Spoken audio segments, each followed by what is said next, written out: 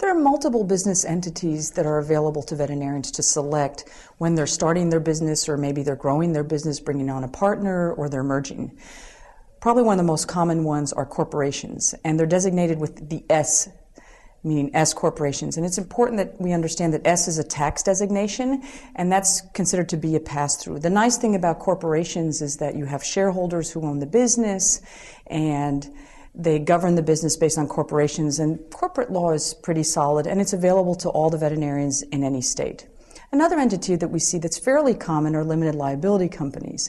Limited liability companies are taxed as partnerships when there's more than one owner, or they're taxed as sole proprietors when there's only a single owner.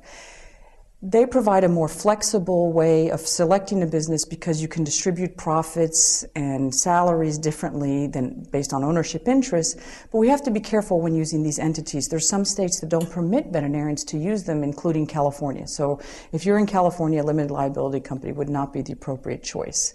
There's other states that require limited liability companies to have more than one owner. So if you're a single person who's starting your practice as a startup, that would not be available to you as well.